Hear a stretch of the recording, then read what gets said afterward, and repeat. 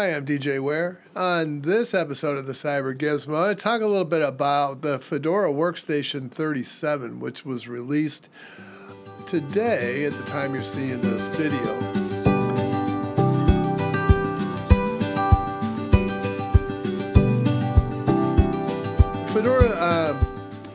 Fedora, as you know, releases every 6 months. But each release is supported for up to 13 months. And of course, there are times, like this time, where we've had a delay. This should have happened somewhere around the 19th of October. We had a pretty serious security flaw, and that needed to be fixed. So the Fedora team thought it would be prudent to give the test team enough time to go and test this thoroughly because OpenSSL, which was the product in question, is used by so many different applications, so it's kind of important that they retest everything once they get the new release. One of the minimum requirements for Fedora 37, so it's a single CPU with at least 1 gigahertz of frequency, 2 gig of memory, 20 gig of disk, and a 1024 by 768 display. Now, you're probably, based on what I have seen so far, that's probably going to be really tight and probably not an enjoyable experience, at least from a standpoint of memory. What are the recommended requirements for Fedora 37? 2 gigahertz dual-core CPU or better, 4 gig of memory, and you'll probably find that tight. While performing the benchmarks for this, I noticed the system was thrashing, which is a condition that happens when you run out of memory. So the system just goes into a spin lock, trying to free memory, and then gives it back, and then the program runs for a little bit, and then it runs out of memory again, and we just keep getting into this rinse and repeat scenario.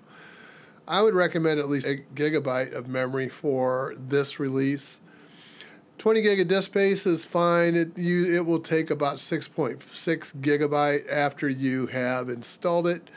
And a 1024 by 768 screen resolution would be the minimum, of course. This comes with Kernel 5.19 on this release, and so let's talk a little bit about some of the kernel changes that you could expect to see. Well, in 5.19, there's a more secure virtualization with using AMD's SCV SNMP. Also, Intel's TDX will provide that. Also, jumbograms.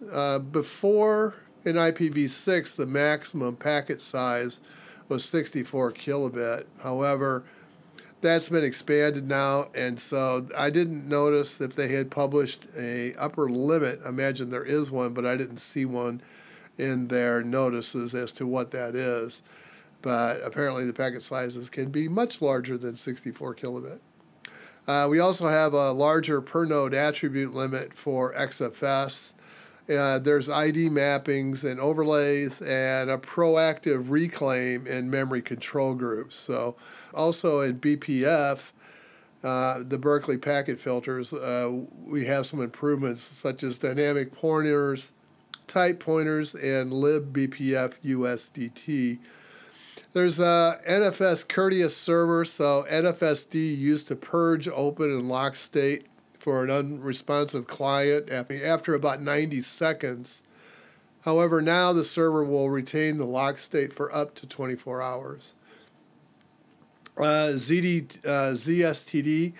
also has compressed firmware files now. So as I said, Linux kernel 5.19, GNOME is version 43. KDE Plasma is at 5.26.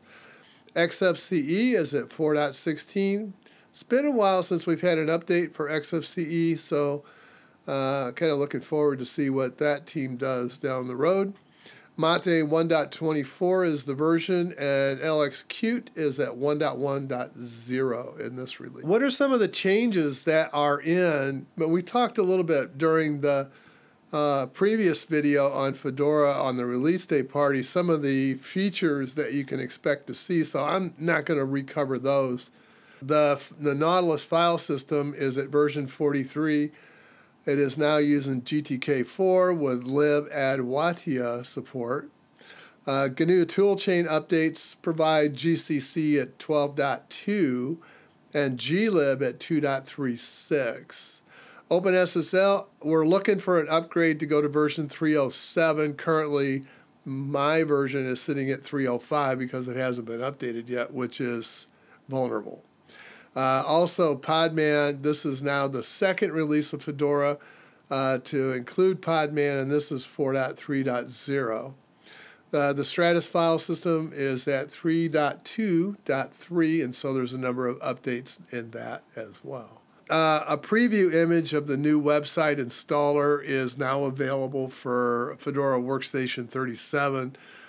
The SDDDEM display manager defaults to Wayland and KDE Plasma and others. Also, this is the first release to offer official Raspberry Pi 4 support. Now, Fedora Core OS becomes an official flavor now, and key packages are dropping 32-bit support. I'll be right back, and we'll walk through and install together. So the next thing we'll do is go ahead and install it to the hard drive. I still have the pre-release on mine because I'm doing it a day ahead of time, but should be fine by the time that you see this video. Hopefully, unless they have found an additional problem. Hopefully that isn't the case. So I got my localization and my date and time is set to my time zone, and I have my installation set up. So at that point, I can just let it run through. Okay, so our installation is all finished, and we'll restart it.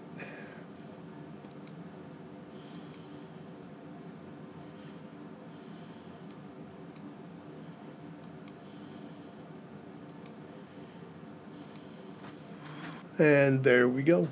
It'll now walk us through the setup. All right, so yeah, I don't need this.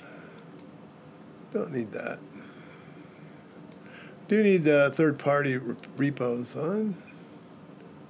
We'll skip that.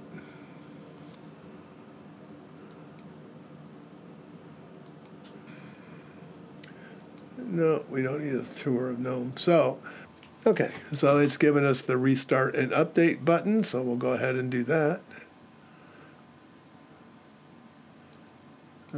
Okay. All right, we'll do it this way.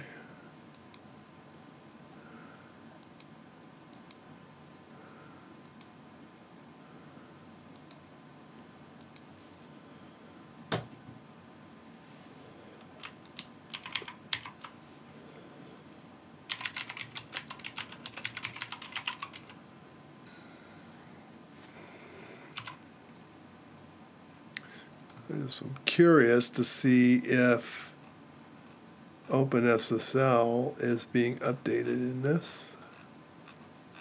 Everything else seems to be. OpenSSL lives 305. Nope. Nope. It took quite a while. I did not tweak the DNF config to have it do parallel downloads. Let's do our usual here.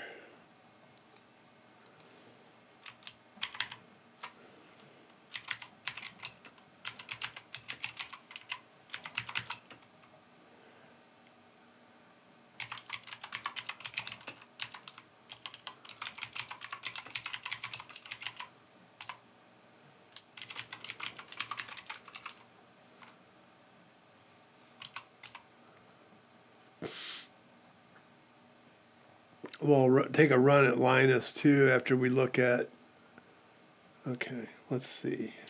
All right, so yeah, it's 1 gig. And I have given this 8 gig, as you can see.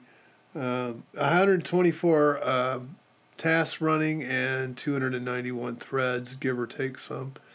I don't see anything that's running, but let's take a look at what the app caches are taking. So we're using 1.37 gig. Yeah, arguably that is quite a bit. Let's see. We have 5.1 gig installed. Now I said 6.6, but I have installed Phoronix Test Suite, which installs some of the compilers. So mine is going to be a little bit heavier than yours. Now this version doesn't have any of those extra things installed for Phoronix, nor does it have Phoronix installed either. But let's go out to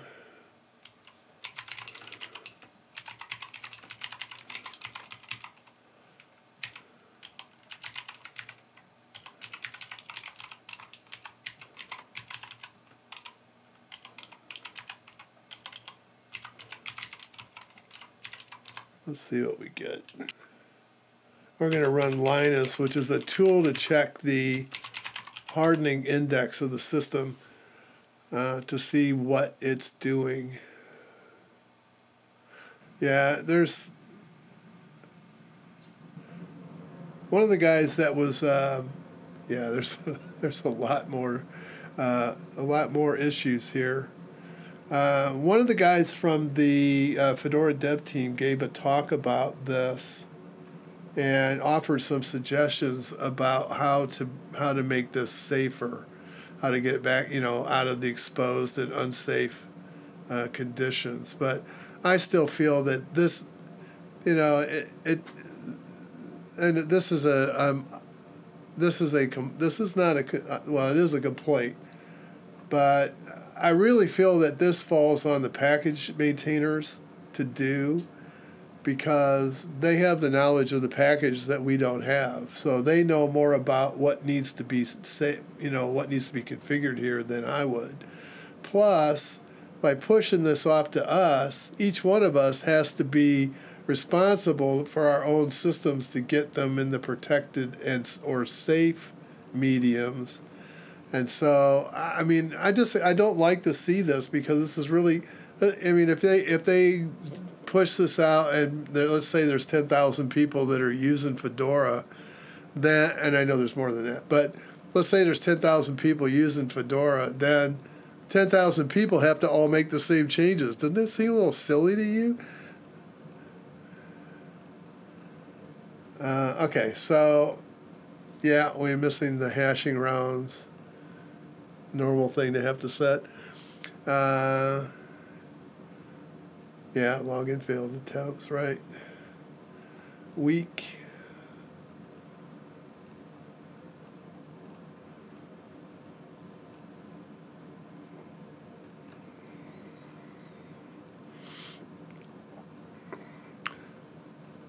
I didn't look to see what version this was of the software, but it looks like they've expanded it again. They're always expanding the number of tests. Oh, it's 308. So yeah, they're always expanding the number of tests that they do. So yeah, we have IPT tables installed, but no firewall rules defined. That's same. Drivers, firmware, DNS. Need a fully qualified domain name, yes. We have these that either need to be whitelisted or removed. Let's see, legal banner, yep. Although I don't really know. This has got a passing score now. Somebody's watching me. This is good. That is a passing score. So, yeah, Fedora wins. I have not touched the system to do any configuration. They've done this all on their own, so let's see why.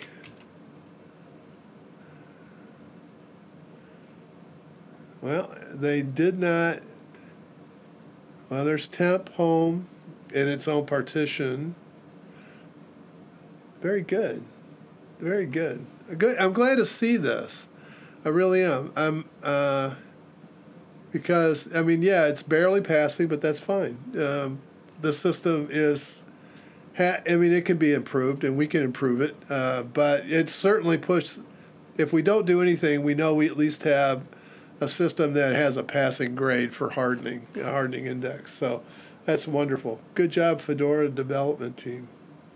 Okay, so I'm going to go run some benchmarks, but I'll give you my final thoughts before they And I'll run the benchmarks, and then I'll give you some final thoughts. How's that? Let's do it that way.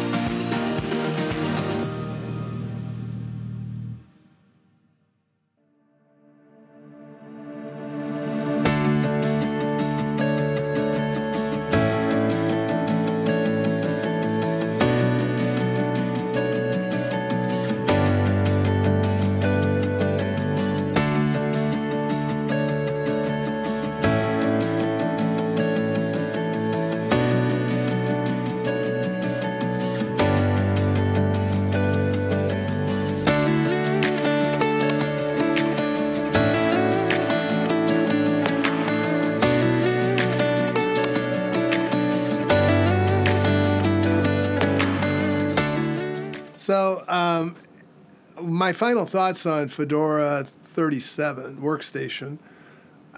It is a good solid release. It does have, it is taking more memory than in previous versions. It's about 1.2 gig or so, as you saw. But, you know, the disk space out of the box with the packages that I install is only about 5.6 gigs. So it's not a lot. Benchmark results were mixed. I was not able to run a file system benchmark on Fedora. This happens sometimes when Phoronix updates the package list that he uses to do his benchmark test, and FIO had a new version, as you saw from the results. And the problem is that sometimes that blows up. And that's what happened. All the tests blew up. So the next time, what I usually do in these cases is as soon as that will run on Fedora, I will rerun those tests and I'll publish it with the next distribution that I review so that you'll have those results to look at. So right now I don't have any file benchmarks, and I could go and run mine, but that take a lot more work. But I could do that, or I could check to see if IOZone will work and rerun those on all of the systems and then use that for comparison. But I mean, I know how that's going to turn out because I've done the benchmarks enough with the file system that Fedora uses by default. Anyway, it finished third overall in the test, with Red Hat, of course, leading. Peppermint still shows a pretty strong second in comparison, but somebody in the last video asked me why Red Hat is so fast. Well, it is highly tuned. It is meant for enterprise workloads, and so they do tune that thing, and the rest of the distributions kind of don't. So, I mean, I just compare them as they come out of the box. I'm not tuning them. I'm not touching them. You can see and if you go out to I'll put a link. You can go out to Open Benchmark. You can look at the test results yourself individually and see for yourself how it compares, and look at the package levels and support. Now, Peppermint says PEP 8. So I want to make sure that you understand that's not Peppermint 8, that's Peppermint 10 with an August update. So yeah, that is the latest version of Peppermint that I am running those benchmarks on. So all in all, my final thoughts are it has some very nice features in it. Particularly, I like the things that they've done with Nautilus. I'm liking what I see in the what they call the quick menus up on top, and hope that we see more of those. I did validate the device security pieces on my Lenovo laptop, and of course it is it's an older laptop. It's missing what it considers to be updated firmware.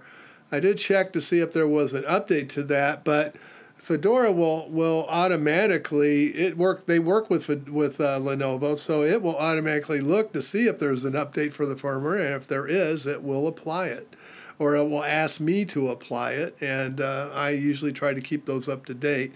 But the device security does work on hardware. It does not seem to want to work on virtual machines, of course, because it's a different ballgame. Hoping that 8.0 or the 8.0 release of Proxmox will fix some of that, because we are rapidly moving more towards secure boot and using the chipset and the security features of each one of the processors in order to lock down the systems as best we could. As you saw on the results of Linux, on the Linux test, which links test, which actually goes through and looks at the percentage of the hardening, Fedora passed. It has a 70% mark, so that gets it over what I would consider to be a failing grade. So it is a pass, and from there the nice thing about that is the higher that number is, the less work you have to do to finish out the hardening to get it to where you want. Now, it will take you through and it will ask you for the different. It'll show you the different things you need to do. The other thing that I saw both in the talk that was given during the release party was for Fedora 37, was that one of the talks talked about how to do the system de-hardening, so to get those numbers up. That's all I had for today. I hope you enjoyed this video, and like always, if you did, please like and subscribe. Hope to see you all again in the next one. Bye for now.